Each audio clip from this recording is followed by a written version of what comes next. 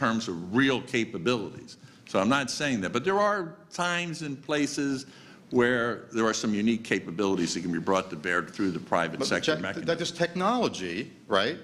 There was a time when, you know, if you wanted to really tap a guy's phone, you really needed the stuff that only the CIA had, you know, these kind of fancy actuators and that kind of thing, right?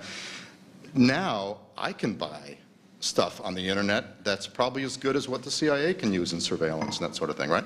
One of the trends is that it's just that much harder in the intelligence community because 95% of the overt information now is readily available to all of us instantaneously. And the same thing is true with technology. In dealing with foreign governments, we often were the only game in town in terms of providing simplistic equipment. Much of our equipment was made in-house. It's inconceivable today that you could possibly keep abreast of technology from in-house capabilities. You know, and I remember, I mean, not to date myself unduly as a 32-year-old man, but the communications, I sometimes slip in my emails and write cableese. You know what cableese is? You could only write 100 words in a cable. So instead of saying I will do it, you say will do. We call that Twitter. You know? Well, so it's coming back. It's coming back. So you didn't have the capacity to do that. You know, I was giving a pen by technology, and it was one of the great things I did. I was so proud of myself coming out of training. I went out and paid someone almost $500,000 when that really mattered, and I had an invisible pen. He signed the receipt because the rules say I needed a receipt, and I brought it back, and it dutifully disappeared. And when I had to send the accounting, and they didn't tell me that the paper disintegrated after 30 days. So I had to go back out and start all over. So the technology was at a really, communications was so hard. You know, short-range communications and how you got them. Today, if you look at your equipment from Blackberries and cell phones, I was in the Sinai. Google Earth. You know, and there you are, Google Earth. I can look at your backyard. And everything is available out there in the private sector if you bring it together. And this is where the law, a lot of people in this space unfortunately do not understand the law, and they're very serious laws that are involved in privacy and what you can do, and it depends on the state. You break a wire, you're violating a wiretap in the state of California if you're taping a conversation between two parties.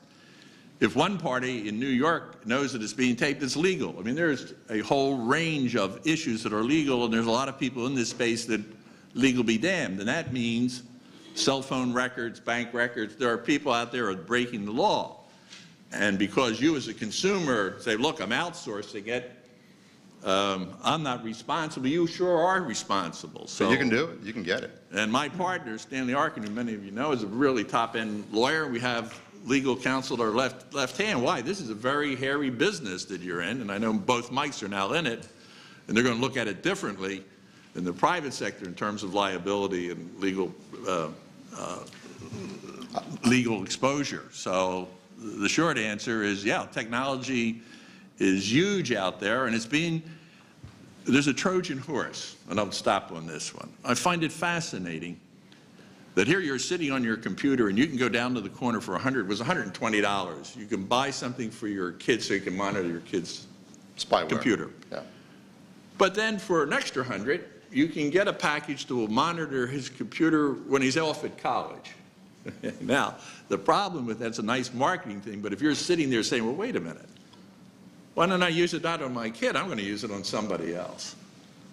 So the capability to monitor your keystrokes by people that are prepared or don't care about the law, the capability is at our fingertips. And whether it's an audio device that you can put in a lamp or somewhere else, there was capability the CIA didn't have during much of my career, and I'm amazed by it. And it can be bought in New York or any major city. Yes, please. Joe, can I just add one point to what Jack's already made? He talked about CIA being a very competent organization, but there's capability, tremendous capability, what he called in the private sector. And language is important here, and sometimes we use words that trap our thinking and drive us to conclusions. Let me suggest a couple of other words that we might want to use. You have inside the agency government employees. The agency routinely makes use of what we call surrogates. Okay? These are people who are culturally